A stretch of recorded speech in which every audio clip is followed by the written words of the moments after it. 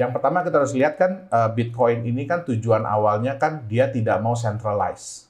Ya. Dia ingin menciptakan suatu sistem yang decentralized.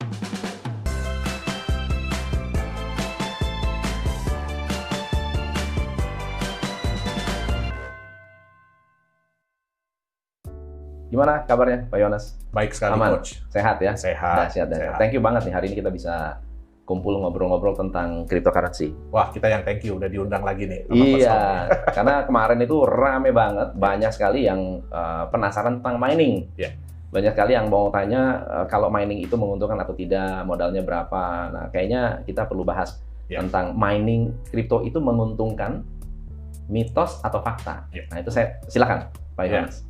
Nah, jadi mungkin sebelumnya kita harus tahu dulu, Coach. Ya. Apa sih mining itu yang apa disebut? Itu mining? Ya, apa sih yang disebut dengan menambang di dunia kripto? Ya. Ya, jadi kalau menambang di dunia kripto itu bukan seperti kita nambang mineral ya, bukan seperti kita nambang emas, nambang batu bara gitu, bukan. Dia lebih menggunakan komputer. Jadi lebih menggunakan alat-alat untuk menghitung. Oke. Nah, bentuknya bisa bermacam-macam. Ya, jadi kalau ada GPU itu sebenarnya adalah alat untuk memproses gambar kalau di komputer, ya, graphic processing unit. Nah, tapi terakhir-terakhir ini ya karena kemampuan dari GPU itu untuk menghitung itu besar, jadi akhirnya banyak digunakan untuk mining. Nah, atau mulai ada alat yang dikembangkan untuk dedicated untuk mining. Jadi memang khusus dikembangkan untuk mining itu sendiri. Itu yang lebih dikenal dengan ASIC. Ya, nah. Jadi mining itu sendiri sebenarnya adalah kita menyediakan sarana bagi sebuah aset kripto untuk membantu memproses transaksi. Jadi lebih untuk menghitung ke transaksi-transaksinya. Nah, jadi mining itu ya kalau sekarang kita mining ya, jadi ada bisa dua hal yang bisa kita dapatkan ya, terutama kalau kita contohnya kalau kita mining Bitcoin. Nah, apa yang kita dapatkan? Jadi setiap kali alat kita atau kitanya itu berhasil memproses data, kita akan mendapatkan reward. Nah, dibayar lah ya. Dibayar istilahnya. Dibayarnya pakai Bitcoin. Dibayar pakai koin tersebut, betul, oleh aset kripto tersebut. Nah, dibayar ini dalam dua bentuk. Yang pertama adalah koin baru yang keluar. Jadi aset baru yang keluar. Nah, itu mungkin orang bilang gini ya, Bitcoin itu kan maksimum nanti jumlahnya 21 juta. Nah, kenapa? Karena setiap kali ada blok yang terbentuk, itu sistem akan memberikan reward dalam bentuk koinnya itu sendiri, jadi Bitcoin itu sendiri. Dan yang kedua adalah, kalau kita transfer, kita melakukan transaksi, itu kan ada fee. Jadi sama kayak kalau kita transfer bank, apalagi kalau antar bank, itu ada fee. Nah, fee ini, biaya-biaya ini dikumpulkan. Biaya yang terkumpul dalam satu blok, itu yang akan diberikan kepada miners yang mendapatkan blok tersebut. Jadi ada dua reward, gitu dia. Baik. Nah, sebenarnya konsep mining ini kenapa harus mining?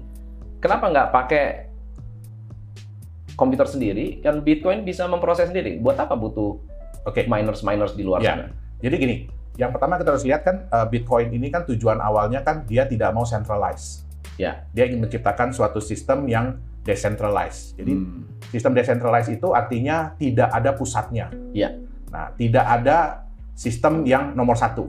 Ada sistem yang nomor satu. Betul. Semua sistem itu equal. Jadi kita harus bedakan antara sistem decentralized ya dengan semi-centralized. Jadi kalau semi-centralized itu biasanya ada komputer pusat, terus ada komputer-komputer cabang. Jadi ada server-server cabang. Nah, ini tetap intinya adalah dia centralized. Kenapa? Karena yang pusat ini yang pegang peranan paling penting. Nah, tapi kalau di sistem decentralized, itu semua komputer yang terhubung, itu mereka punya hak yang sama. Ya, jadi nggak ada yang ini nomor satu, gitu. Nggak ada. Nah, sekarang kalau kita bayangkan nih, Coach ya, kalau di dunia perbankan, ya, kalau Coach kirim uang nih, yang menyatakan bahwa, oh ya, Coach Tom punya dana sekian, layak untuk ditransfer ke si A. Itu sistemnya siapa? Central bank. Central bank, betul. Sistem dari bank tersebut. Nah, artinya apa? Bank tersebut kan harus mengeluarkan dana. Harus membuat infrastruktur. Ya kan? Untuk menyediakan alat yang bisa membantu menghitung. Nah, sekarang Bitcoin ini kan dia mau bikin decentralized. Ya. Nah, yang namanya Satoshi Nakamoto pun dia nggak mau muncul, dia nggak mau terlihat kan di awal. Nah, jadi bagaimana caranya sistem decentralized ini bisa terbangun? Ya, artinya apa? Dia harus memberikan kesempatan kepada orang-orang lain yang mau menjalankan fungsi dari bank tadi. Oke. Ya, jadi menjalankan fungsi dari bank tadi. Nah, tentu saja kan berarti orang itu kan harus keluar modal. Betul. Ya kan? Paling nggak dia harus beli komputer kalau dulu ya. Kalau dulu tuh Costom cukup pakai komputer biasa pun, ya? Betul, bisa. Pakai flash disk. Nah, ya, cukup pakai komputer biasa udah bisa mining. Kenapa? Karena jumlah orang yang mining kan sedikit. Iya. Jadi tingkat kesulitannya itu belum tinggi. Iya. Nah, jadi kalau orang-orang itu mengeluarkan dana, terus yang kemudian kan bayar listrik, Costom. Betul nggak? Mereka harus bayar listrik. Nah, sekarang bagaimana orang-orang ini tertarik untuk mining? Ya berarti harus dikasih reward. Tapi kan nggak mungkin Satoshi Nakamoto terus kirim uang gitu kan, kirim uang ke setiap miners gitu kan, transfer gitu, US dollar atau Indonesian rupiah gitu kan. Ya berarti udah nggak sesuai dengan pakemnya lagi dong. Nah akhirnya oke lah. Jadi dari sistem itu dikeluarkanlah reward dalam bentuk koin yang ada. Ya kalau dulu mungkin ya miners itu berharap semoga suatu saat apa yang didapatkan ini naik ada nilainya. Iya. Nah, itu dia. Oke. Jadi sebenarnya adalah reward bagi mereka yang mau menjalankan sistem tersebut. Oke. Intinya dia bekerja memverifikasi transaksi tersebut diakui. Betul. Dia sebenarnya menghitung. Ya, blok itu dia harus itu akan menjadi satu motivasi kalau terbentuk blok dan jatuhnya ke miners tertentu. Betul. Dia akan dapat reward. Rewardnya berupa Bitcoin. Oke. Ya. Nah, tapi kenapa istilahnya mining? Ya, jadi kan kenapa nggak verifikasi aja? Oke. Ya kan? Kerjanya verifikasi, udah verifikator gitu kan beres. Jadi sebenarnya gini coach, istilah mining itu pun muncul setelah sistem Bitcoin ini berjalan. Nah, yang menciptakan istilah mining ini adalah para miners. Oke. Kenapa? Di tahun-tahun awal Bitcoin berjalan, kan orang nggak ngelihat Bitcoin ini apa. Bahkan saya sendiri pun, yang saya pernah cerita sama Costom kan, saya sudah pelajari dari 2009. Iya. Tapi akhirnya saya memutuskan untuk mining tahun 2011. Jadi untuk involve lah, untuk berpartisipasi. Kenapa? Karena pada saat itu, kita tuh nggak tahu ini apaan sih. Iya. Nah, masyarakat juga nggak tahu ini angka apa sih. Fungsinya untuk apa sih, gunanya untuk apa sih. Nah, dengan konsep Bitcoin yang terbatas, kan terbatas jumlahnya, terus kemudian terbatas, terus kemudian juga perlu usaha, perlu modal untuk mendapatkan, ya. Nah, terus muncullah ya istilah gold. Jadi Bitcoin itu adalah digital gold, ya. Walaupun saya sendiri kurang setuju dengan istilah tersebut ya. Nah, kalau kita mau mendapatkan emas, kan istilah yang dipakai apa? Mining. Nambang. Mining. Nah, sehingga muncullah istilah mining di Bitcoin. Koin apa saja yang bisa di-mining? Apakah semua kripto bisa di-mining? Enggak, Coach. Jadi, kalau yang paling awal yang bisa di-mining itu Bitcoin. Ya. Terus yang kemudian mulai bermunculan ya, sebenarnya Ethereum itu pun di-mining. Ya. Nah, kemudian ada Litecoin, ya kan, Doge, dan banyak-banyak koin lain. Nah, yang harus kita bedakan adalah dia menggunakan sistem enkripsi apa.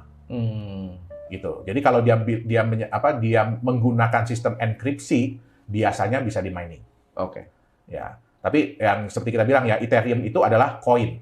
Oke. Jadi dia bisa di-mining. Oke. Sedangkan aset-aset kripto lain yang menggunakan sistem Ethereum itu disebut token. Karena mereka nggak bisa di-mining sebenarnya. Ya. Nah, itu dia. Jadi tapi ada juga koin yang bukan token, tapi tidak bisa di-mining. Itu sebenarnya sih sebutan ya, Coach ya. Jadi banyak juga aset kripto yang mereka itu mengklaim bahwa dirinya koin. Iya. Kayak XRP kan nggak bisa di-mining ya? Betul. Tapi dia bukan token, dia tidak di atas. Bukan, karena dia berjalan di blockchain sendiri. Tapi dia nggak bisa di-mining. Betul. Iya. Oke. So, sekarang kalau saya mau terlibat dalam dalam mining ini, harusnya semakin sulit, semakin besar rewardnya. Betul nggak ya? Betul. Kalau sekarang begitu nggak sih? Oh, enggak. Atau terbalik? Kalau Bitcoin itu dikenal istilah halving. Jadi halving itu sebenarnya sih hampir setiap 4 tahun. Hampir setiap 4 tahun rata-rata ya, itu dia akan berkurang setengah. Jadi kalau awalnya ya koin barunya, kalau awalnya 50, ya kan? Nah, 4 tahun kemudian turun jadi 25, 12,5, 6,25, nanti turun lagi, dan seterusnya. Nah, ini sebenarnya ada tujuannya. Tujuannya adalah yang pertama, memperpanjang waktu. Memperpanjang waktu supaya ya reward ini bisa didapatkan dalam waktu yang lama. Nah, jadi saya jujur, saya kagum dengan si Satoshi Nakamoto ini. Udah dipikirkan sampai sejauh itu gitu ya? Betul, karena dia udah mikirin itu panjang gitu loh. Nah, tujuan yang kedua adalah, sekarang kalau Coach Tom mining nih, tambah lama rewardnya tambah sedikit. Yang Coach Tom harapkan dari apa berarti? Kenaikan harga. Kenaikan harga. Jadi otomatis para miners nggak mungkin mau dong. Betul. Kalau harganya rendah. Betul. Betul nggak? Nah, kenapa? Kalau harganya rendah ya mau nggak mau matiin mesin. Benar. Nah, itu terjadi pada tahun 2018 kalau saya nggak salah, 2018-2019. Itu pada saat Bitcoin itu rendah, titik terendah ya. Nah, itu kita bisa lihat bahwa banyak miners yang akhirnya memutuskan untuk matiin mesin. Termasuk saya. Nyerah. Ya, karena mesin jalan terus, rewardnya dikit. Listrik jalan terus, rewardnya tambah sedikit, harganya nggak naik-naik. Nah, jadi ya itu salah satu konsekuensi dari kita mining. Itu dia. Nah, terakhir ya, pertanyaan terakhir yang cukup banyak menjadi pertanyaan, walaupun ini masih panjang ya, masih jauh ya. Andai kata seluruh Bitcoin sudah memenuhi kuotanya 21 juta, miners tidak dibutuhkan. Masih dibutuhkan. Tetapi kan rewardnya sudah sangat kecil sekali. Betul, miners itu masih dibutuhkan. Jadi ada paradigma yang salah. Ya, paradigma yang salah bahwa, wah, kalau nanti Bitcoin sudah habis, sudah terkeluar semua 21 juta, miners stop. Iya, nggak perlu miner lagi. Kan? Atau blok baru tidak akan terbentuk. Betul. Ya, salah. Jadi, walaupun sudah keluar habis 21 juta Bitcoin, tapi blok itu tetap akan terbentuk. Walaupun koinnya udah keluar semua. Ya, blok tetap akan terbentuk. Tapi reward dalam bentuk koin barunya sudah nggak ada. Sudah nggak ada. Nah, selain tadi yang saya bilang, selain dari reward koin baru, ada fee transaksi. Nah, fee transaksi dipotong dari yang melakukan transaksi. Betul, fee transaksi. Nah, terus ada yang paradigma bilang, wah nanti miners pada nggak mau, ya kan? Miners pada nggak mau, terus matiin mesin. Kan orang banyak yang berpikir gini, Coach. Semakin lama difficulty, tingkat kesulitan menghitung itu akan semakin tinggi. Nah, ini si Satoshi juga udah mikirin. Nggak begitu. Jadi, difficulty itu akan mengikuti berapa banyak kekuatan menghitung yang ada. Jadi, kalau kekuatan menghitungnya naik, jadi jumlah miners naik, difficulty itu akan ikut naik. Turun-turun. Naik-naik. Nah, kan ada istilah kalau di kita kan average block time. Jadi, berapa lama satu blok itu akan muncul. Itu kalau di Bitcoin 10 menit. Apakah akan setiap 10 menit keluar? Tidak. Kadang-kadang 10 menit itu, 1 menit kemudian keluar. Nanti 15 menit kemudian baru muncul lagi. Nah, Satoshi ini udah memikirkan bahwa ya satu hari, jadi setiap 10 menit itu diharapkan keluar satu. Nah, berarti kalau 10 menit satu, berarti sejam 6. 24 jam berarti 144 blok yang akan keluar. Ya. Kalau seandainya 144 hari ini nih ketemu 150. Kan lebih dari 144 kan? Betul. Besoknya ketemu 170, lebih dari 144. Nah, nanti udah ada waktunya, difficulty-nya akan dinaikin. Akan naik sendiri. Karena dia berharap rata-rata 144. Nah, apa yang terjadi kalau, kan tadi yang Coach bilang kan, udah nggak menarik lagi dong. Ya kan? Miners matiin mesin nih, apa yang terjadi? Turun dong. Benar. Hash rate-nya turun, power-nya. Ya, difficulty-nya akan turun. Jadi sebenarnya semua udah dipikirin. Hebat ya. Ya, dia udah tahu, oh kalau ini terjadi begini, ini begini. Ini terjadi begini, ini begini. Terjadi begini, ini begini. Bagaimana dan itu caranya? Tidak dikendalikan sama sekali. Tidak. Dikendalikan menggunakan algoritma oleh programnya. Ya. Jadi udah ngitung sendiri dia. Jadi nggak usah takut. Kalau dia bilang nanti kalau Bitcoin udah keluar semua, gimana dong ini? Nggak. Kenapa? Nantinya akan terjadi kompetisi. Akan terjadi, bukan kompetisi, sebenarnya filter. Disaring nih. Siapa orang yang memang benar-benar menjalankan misi Bitcoin atau hanya mencari keuntungan. Benar, benar. Nah, toh kalau nanti orang pada matiin mesin, kan lumayan coach. Power menurun, transaksi banyak, terus kemudian persaingan sedikit. Benar. Ya udah, jadi biaya turun, ya kan? Toh cover juga, tinggal siapa yang survive belakangan. Benar, benar. Jadi nggak usah takut, walaupun nantinya nggak ada yang mining lagi nih, udah mati nih. Terus Coach Tom punya CPU di rumah nih nganggur ya, Coach Tom nyalain aja. Terus dedicate itu komputer sebagai miners, jalan lagi Bitcoin-nya. Walaupun dengan sumber yang seadanya. Jadi itu semua sebenarnya sudah dipikirkan. Jadi kembali ke 20 tahun yang lalu. 10 kan? 10 tahun yang lalu. 20 tahun yang lalu. Sebelum Bitcoin ada maksudnya? Iya. Nah, jadi tetap berjalan. Jadi nggak usah takut. Oke. Nah, kalau gitu besar nggak sih modal untuk mining? Kita bahas di sesi berikutnya ya? Siap. Oke. Siap. Teman-teman, kalau Anda merasa ini adalah hal yang bermanfaat, komen. Dan pertanyaan-pertanyaan apa yang ingin Anda ajukan, silahkan komen di channel ini. Dan kita harus thank you kepada Pak Yohanes. Next time kita bahas tentang berapa besar sih modal untuk mining dan worth it atau tidak. Oke? Sampai ketemu.